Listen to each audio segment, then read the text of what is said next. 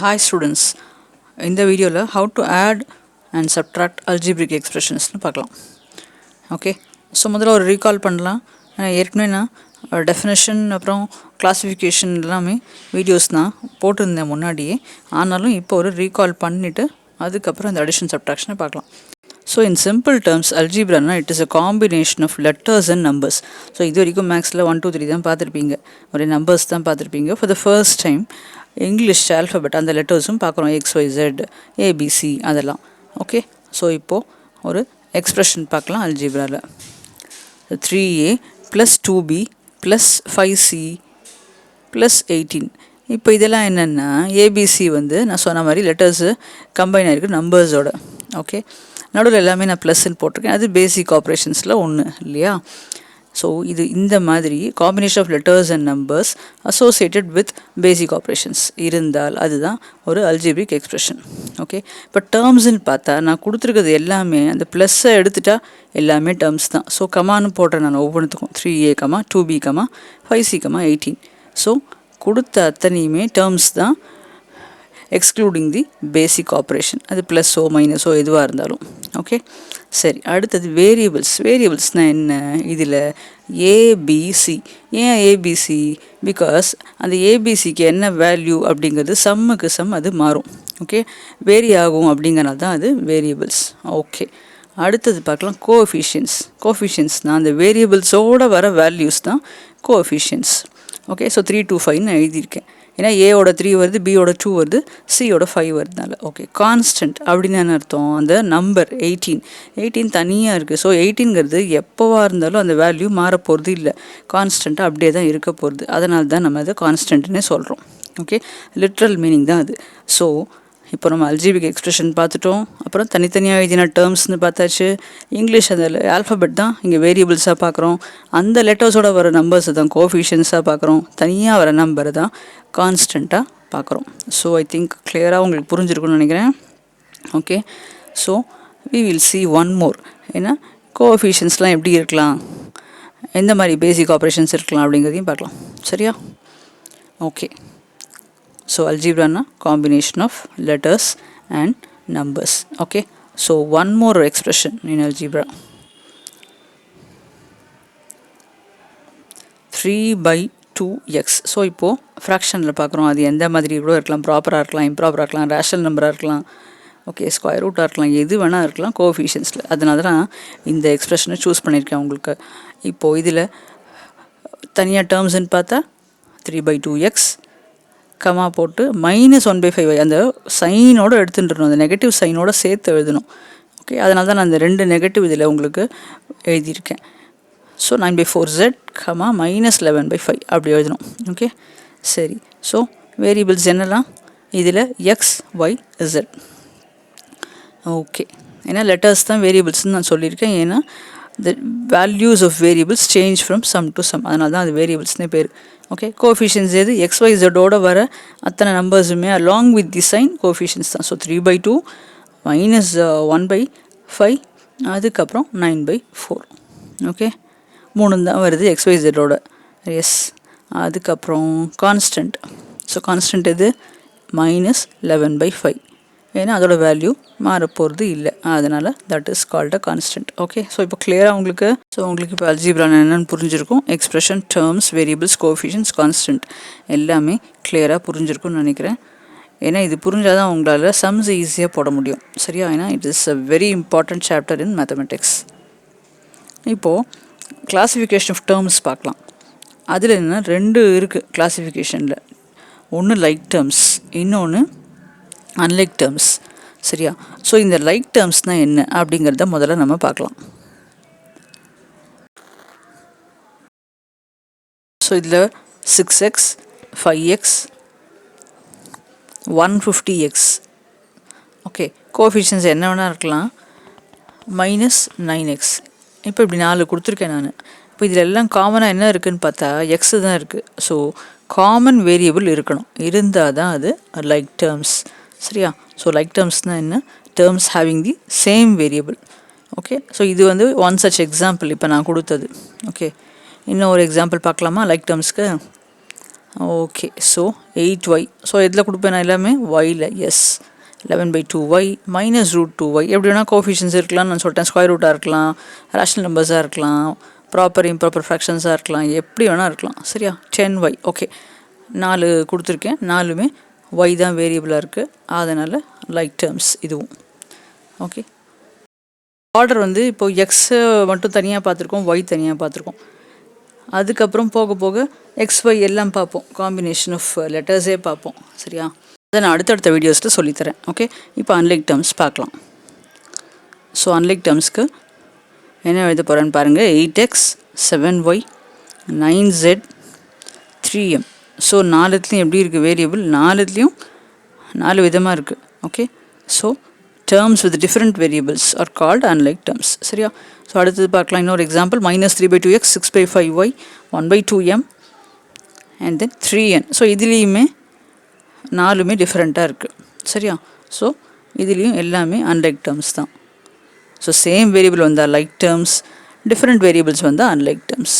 Okay, இப்போ நம்ம addition பார்க்கலாம். அடிஷன் அப்படிங்கும்போது நமக்கு ஆர்டர் பற்றி கவலை இல்லை. இப்போ 2 + 3 அப்படின்னாலும் 3 + 2 அப்படின்னாலும் அது 5 தான்.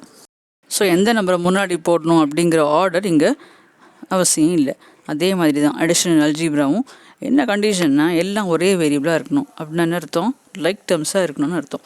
ஸோ இப்போ முதல் சம்மில் எல்லாம் ஒரே வேரியபிளாக இருக்குது அண்ட் பாசிட்டிவாகவும் இருக்குது. ஸோ அப்படியே ஸ்ட்ரைட்டாக ஆட் சிம்பிள் போட்டு எழுத வேண்டியதான்.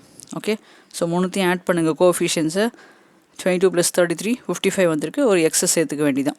ஓகே, ஸோ லைக் டேர்ம்ஸாக இருக்கணும் கண்டிப்பாக ஆட் பண்ணுறதுக்கு. சரியா? ஓகே, அடுத்த சம் பார்க்கலாம். ஸோ கொடுத்த சம்மை இந்த கமா எடுத்துகிட்டு அந்த அடிஷன் சிம்பிள் நான் போட்டேன், அவ்வளோதான். இதில் பார்க்கலாம். 9x -15x -32x. இப்போ அதிலெல்லாம் பாசிட்டிவ் வந்தது அப்படியே ஆட் பண்ணிட்டோம். ஆனால் இங்கே எப்படி இருக்குது?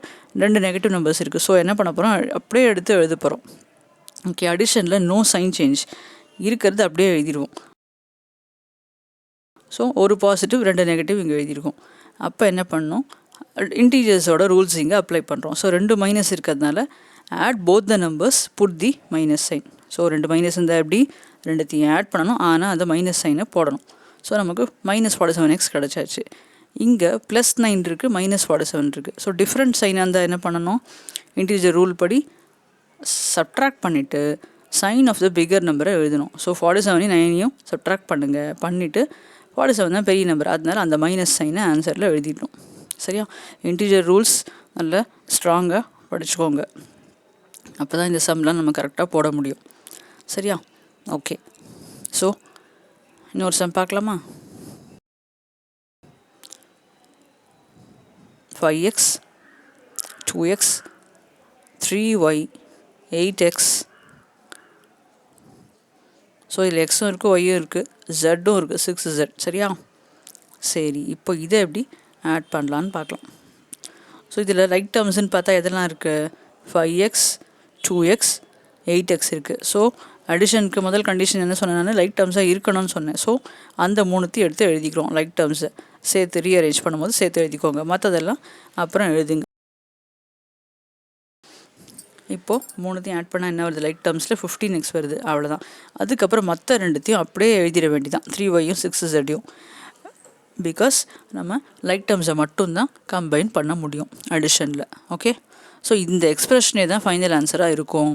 15x + 3y + 6z தான் ஃபைனல் ஆன்சராகவே இருக்கும். சரியா? ஸோ என்ன பண்ணியிருக்கோம்? முதல்ல ரீஅரேஞ்ச் பண்ணும்போது லைக் டேர்ம்ஸை சேர்த்து எழுதுகிறோம், அதுக்கப்புறமா அதை மட்டும் ஆட் பண்ணிக்கிறோம். ஓகே, ஸோ இன்னும் ஒரு சம் பார்க்கலாம். உங்களுக்கு அப்போது அடிஷன் ரொம்ப கிளியராக புரிஞ்சிடும். So 22x -3y -6y 18x 5z. Okay, so இப்போ இதில் என்னலாம் இருக்குது? 2 எக்ஸ்ட்ரம் இருக்குது, அதை முதல்ல நம்ம சேர்த்து எழுதிக்கலாம். ஓகே, ஸோ 22x + 18x அந்த கொடுத்த சைனோட அப்படியே எழுதணும் அடிஷன்லன்னு சொல்லியிருக்கேன் நான். ஸோ அதை ஃபாலோ பண்ணிக்கோங்க. அதுக்கப்புறம் 2 ஒயிட் டேர்ம் இருக்குது, ஸோ அதுவுமே லைக் டேர்ம்ஸ் தானே. -3y -6y சேர்த்து எழுதிக்கோங்க. அதுக்கப்புறம் 5z மட்டும் இருக்குது, அது தனியாக கடைசியில் எழுதலாம், +5z. ஓகே, அவ்வளோதான். ஓகே, ஸோ இப்போ நம்ம லைக் டேர்ம்ஸை மட்டும்தான் ஆட் பண்ண முடியும் அப்படிங்கிறதுனால இந்த 22யும் 18யும் ஆட் பண்ணுறோம். ஸோ நமக்கு என்ன கிடைக்கும் 40 கிடைக்கும். ஸோ 40xன்னு எழுதிக்கோங்க. அடுத்தது ரெண்டும் லைக் டேர்ம்ஸ் தான் y அண்ட் y. ஆனால் ரெண்டுத்துலேயும் மைனஸ் இருக்குது. அதனால் என்ன பண்ணணும், ஆட் பண்ணிவிட்டு மைனஸ் சைனை போடணும். ஸோ -9y அப்படியே எழுத வேண்டியதான். ஓகே, அதுக்கப்புறம் இருக்கிற 5z +5z அப்படின்னு சேர்த்து எழுதிருங்க. ஸோ இதுலேயுமே என்ன பண்ணியிருக்கோம், 2 x டேர்ம்ஸ் இருக்குது, 2 y டேர்ம்ஸ் இருக்குது. ஸோ ரெண்டுத்தையும் கம்பைன் பண்ணி சைனுக்கு ஏற்ற மாதிரி நம்ம அந்த ஆப்ரேஷன்ஸை பண்ணியிருக்கோம். அதுக்கப்புறம் 5z இதோட சேர்த்து எழுதிடும். ஸோ இந்த எக்ஸ்ப்ரெஷன் தான் ஃபைனல் ஆன்சராகவே இருக்கும். ஓகே, சரி, இப்போது சப்ட்ராக்ஷன் பார்க்கலாம். ஸோ அடிஷனில் சம் என்ன கொடுத்துருக்கோ அதை அப்படியே தான் எழுதுகிறோம். பட் சப்ட்ராக்ஷனில் எப்படி எழுதுகிறோன்னு பாருங்கள். ஓகே, அந்த டிஃப்ரென்ஸை கரெக்டாக புரிஞ்சுக்கோங்க. ஸோ இப்போது சப்ட்ராக்ட் 6x from 9x அப்படின்னு ஸ்டேட்மெண்ட்டில் கொடுக்கலாம். அப்போ அந்த ஃப்ரம்முக்கு அப்புறம் இருக்கிற 9xை தான் முதல்ல எழுதுவோம். ஏன்னா 9xலேருந்து 6xை மைனஸ் பண்ணுங்க அப்படின்னு அர்த்தம். So 9x - 6x that gives you 3x. Okay, சரி, அடுத்தது பார்க்கலாம். அந்த மாதிரி ஸ்டேட்மெண்ட்டாக இருந்தால் ஃப்ரம்னு ஒன்று வந்துடும். ஓகே, ஸோ ஃப்ரம் வந்தால் அதுக்கு அடுத்தது இருக்கிற என்ன நம்பரோ அதை தான், இல்லை என்ன டேர்மோ அதை தான் நம்ம ஃபஸ்ட்டு எழுதணும். Okay, so second term minus first term மாதிரி அது ஆகிடும் ஃப்ரம் கொடுத்த இடத்துலலாம். -3x from 15x அப்படின்னு சொன்னால் 15xை முதல்ல எழுதணும். அதுக்கப்புறம் ஒரு மைனஸ் போடுறேன். எதுக்கு, சப்ட்ராக்ஷனோட சிம்பிள் மைனஸ், அதுக்கு போடுறேன் அதை. சரியா, அதுக்கப்புறம் அடுத்த டேர்ம் என்ன இருக்குங்க, -3xன்னு இருக்குது, டேர்ம்லேயே நெகட்டிவ் இருக்குது, அதனால் ப்ராக்கெட்டில் போடணும். இதுதான் அடிஷனுக்கும் சப்ட்ராக்ஷனுக்கும் உள்ள வித்தியாசம். ஓகே, ஸோ இப்போ 15x வந்திருக்கு, ஒரு மைனஸ் இருக்குது, சப்ட்ராக்ஷன் சிம்பிள், அதுக்கப்புறம் கொடுத்த -3x இருக்குது. ஸோ மைனஸ் ஒரு மைனஸ் ப்ளஸ், இந்த ப்ராக்கெட்டை ரிமூவ் பண்ணால் அது ப்ராடக்ட்னு அர்த்தம். ஸோ ப்ளஸ் எழுதியாச்சு. இப்போது வழக்கம் போல் ஆட் பண்ண வேண்டியதான் 18x. சரியா, ஓகே. ஸோ இப்போது தேர்ட் சம் பார்க்கலாம். 18x + 2y ஃப்ரம் எழுதலாம் 7x -6y. சரி, ஓகே. ஸோ முதல்ல 7x - 6y தான் நம்ம எழுதணும். அதனால் அதை அப்படியே எழுதுவோம். அது ஒரு சேஞ்சும் கிடையாது. அதுக்கப்புறம் தான் இங்கே நம்ம சிம்பிள் போட போகிறோம், மைனஸு. அதுக்கப்புறம் ப்ராக்கெட்டில் போடுங்க. ஒரு டேர்முக்கு மேலே இருந்தாலே ப்ராக்கெட் போடுங்க, இல்லை நெகட்டிவ் டேர்ம் இருந்தாலும் அந்த பேராந்தசிஸ் யூஸ் பண்ணுறது தான் பெட்டர். அப்போ தான் சைன் மிஸ்டேக் வராமல் இருக்கும். ஸோ இப்போது அந்த ப்ராக்கெட்டை ரிமூவ் பண்ண போகிறேன். ஸோ -18x -18x, அப்புறம் -+ -2y. சரியா, அவ்வளோதான். அதுக்கப்புறம் லைக் டேர்ம்ஸை கம்பைன் பண்ணுறோம். ஸோ முதல்ல ரீஅரேஞ்ச் பண்ணிக்கோங்க, அதுக்கப்புறமா வேல்யூவை போட்டுக்கலாம். ஸோ 7x - 18x என்ன ஆகும், டிஃப்ரெண்ட் சைன்ஸ் இருக்குது, சப்ட்ராக்ட் பண்ணி பெரிய நம்பரோட சைனை போடணும். ஸோ -11x ஆகிடும். இன்னொன்று ரெண்டும் சேம் சைனாக இருக்குது, அதை ஆட் பண்ணி அப்படியே அந்த மைனஸ் சைனை போட்டுடணும். சரியா, ஸோ -11x - 8y தான் ஃபைனல் ஆன்சர். ஸோ என்ன பண்ணியிருக்கோம், மைனஸ் சிம்பிளை கரெக்டாக போட்டு அந்த ப்ராக்கெட்டை கரெக்டாக ரிமூவ் பண்ணி அப்புறம் லைக் டேர்ம்ஸை சேர்த்துருக்கோம். சரியா, ஓகே. ஸோ இன்னும் ஒரே ஒரு சம் பார்க்க போகிறோம், அவ்வளோதான். அதோட நீங்கள் அடிஷன் சப்ட்ராக்ஷன் நல்லா போடுவீங்கன்னு நினைக்கிறேன் நான். அது அடிஷன் சப்ட்ராக்ஷன் நல்லா போட்டாலே மல்டிப்ளிகேஷன் டிவிஷன் ஈஸியாக வந்துடும். சரியா, அல்ஜீப்ரா பேஸு ரொம்ப முக்கியம். 12th வரைக்கும் உங்களுக்கு ஏதோ ஒரு ஃபார்மில் அல்ஜீப்ரா இருந்துகிட்டே தான் இருக்கும். ஓகே, சரி, முதல்ல இங்கே இந்த செகண்ட் எக்ஸ்பிரஷன் எழுதலாம். -9a -11b -5c. அதுக்கப்புறம் மைனஸ் சிம்பிள் போட்டுட்டு ஒரு ப்ராக்கெட் ஓப்பன் பண்ணி 8a + 9b - 2c எழுதலாம். ஓகே, ஸோ இப்போது அடுத்த ஸ்டெப்பில் என்ன பண்ண போகிறோம், we have to remove the brackets for both the expressions. So -9a -11b -5c அப்படியே வந்துடும். அது ப்ராக்கெட் ஓப்பன் பண்ணும்போது -8a -8a -+ -9b -+ 2c. இந்த சைனில் தான் நம்ம கேர்ஃபுல்லாக இருக்கணும் சப்ட்ராக்ஷன் பொறுத்த வரைக்கும். சரியா, ஓகே. ஸோ இப்போ நம்ம ரீஅரேஞ்ச் பண்ணலாம் லைக் டேர்ம்ஸை. -9a -8a, அப்போ அப்படியே சைனோட கொண்டு வாங்க. ரீஅரேஞ்ச் பண்ணுறதுனா அந்த லைக் டேர்ம்ஸை சேர்த்து எழுதுறதுன்னு தான் அர்த்தம். ஸோ அந்த சைன் மாறாமல் அப்படியே கொண்டு வரணும். சரியா, அப்புறம் -11b -9b, அப்புறம் -5c + 2c என்ன இருக்கோ அப்படியே எடுத்து எழுதியிருக்கேன் நான். அவ்வளோதான். இப்போது -9a -8a சிம்பிளிஃபை பண்ணலாம். ரெண்டு ஒரே சைனில் இருக்குது, ஆட் பண்ணி மைனஸ் சைனை போடுங்க. நான் ஏன் இவ்வளோ 2-3 சம் உங்களுக்குலாம் எல்லாத்துலேயும் போட்டு காமிக்கிறேன்னு சொன்னேன். இது நான் போட நீங்கள் அதை பார்க்கும் போதே உங்களுக்கு ஆட்டோமேட்டிக்காக அந்த கான்செப்டும் மெத்தடோட ரெஜிஸ்டர் ஆகிடும். ஓகே, அப்போ நீங்கள் இன்னும் 2 சம் எக்ஸ்ட்ரா போட்டாலே உங்களுக்கு நல்ல மனசில் பதிஞ்சிருது. சரி, இப்போது -11b -9bக்கும் அதே தான், சேம் சைன் ஆட் பண்ணி -20b போட்டாச்சு. இங்கே டிஃப்ரெண்ட் சைன்கிறதுனால சப்ட்ராக்ட் பண்ணி -3c எழுதியிருக்கேன், ஏன்னா sign of the bigger number அப்படிங்கிறதுனால. ஓகே, சரி. இப்போ சம்மரி என்ன, அல்ஜிப்ராவில் என்ன பார்த்தோம், எக்ஸ்ப்ரெஷன் பார்த்தோம். டேர்ம்ஸுங்கிறது என்ன, அந்த பேசிக் ஆப்ரேஷன்ஸ் எடுத்துகிட்டு கமா போட்டால் அது எல்லாமே டேர்ம்ஸ் தான், along with the positive or negative sign. சரியா, அவ்வளோதான். வேரியபிள்ஸுங்கிறது இங்கிலீஷ் ஆல்ஃபபெட் தான், அந்த லெட்டர்ஸ் தான் வேரியபிள்ஸ். கோஎஃபிஷியன்ஸ் என்னது, அந்த லெட்டர்ஸோடு வர நம்பர்ஸ் தான் கோஎஃபிஷியன்ஸ். கான்ஸ்டன்ட் என்னது, வர வேல்யூ, மாறாத ஒரே வேல்யூ, அதுதான் constant. Okay, important math tip பார்க்கலாமா? To understand algebra well, be strong in integers. Yes, that's true. ஏன்னா இன்டீஜர்ஸில் ரூல்ஸ் ஸ்ட்ராங்காக இருந்தால் தான் அல்ஜிப்ரா உங்களுக்கு கரெக்டாக போட முடியும். ஓகே, ஸோ இப்போ என்ன லைக் டேர்ம்ஸ் பார்த்தோம், அன்லைக் டேர்ம்ஸ் பார்த்தோம். And in case of addition and subtraction only like terms can be combined அப்படிங்கிறதையும் நம்ம பார்த்தோம். ஓகே, நான் இந்த சம்மரி ஏன் கொடுக்குறேன்னா, இந்த மாதிரி நான் எழுதி ஏன் இந்த மாதிரி உங்களுக்கு கொடுக்குறேன்னா, சில பேருக்கு அது இந்த மாதிரி படிக்கும்போது தான் இன்னும் நல்லா புரியும். அண்ட் சில பேருக்கு தமிழ் ரொம்ப புரியாமல் இருக்கலாம், அவங்களுக்கும் இது கொஞ்சம் ஈஸியாக இருக்கும். இந்த மாதிரி சம்மரி பார்க்கும்போது அவங்க கான்செப்டும் மெத்தடும் கரெக்டாக புரிஞ்சுக்கலாம். சரியா, அதுக்காக தான் இதை எழுதுகிறேன் நான் சம்மரி. அதனால் நல்ல கான்செப்டை புரிஞ்சுக்கோங்க. ஓகே, ஸோ லேர்ன் மேத் த ஈஸி வே. சேனலை சப்ஸ்கிரைப் பண்ணுங்கள், உங்கள் ஃப்ரெண்ட்ஸோடையும் கிளாஸ்மேட்ஸோடையும் ஷேர் பண்ணிக்கோங்க. பெல் ஐக்கானையும் ஞாபகமாக ப்ரெஸ் பண்ணுங்கள். நியூ வீடியோஸ் நோட்டிஃபிகேஷன் உங்களுக்கு ஆட்டோமேட்டிக்காக வந்துடும். நிறைய மேத் ட்ரிக்ஸும் போட்டிருக்கேன், அது உங்களுக்கு எந்த கிளாஸில் இருக்கீங்களோ அதுக்கேற்ற மாதிரி அதை யூஸ் பண்ணிக்கலாம். நீங்கள் தாராளமாக டைம் சேவிங்காக இருக்கும். சரியா, அண்ட் மேக்ஸ்லேயும் இன்ட்ரெஸ்ட் வரும் ஆக்சுவலாக மேத் ட்ரிக்ஸ் போட்டிங்கன்னா. ஓகே, பாய்.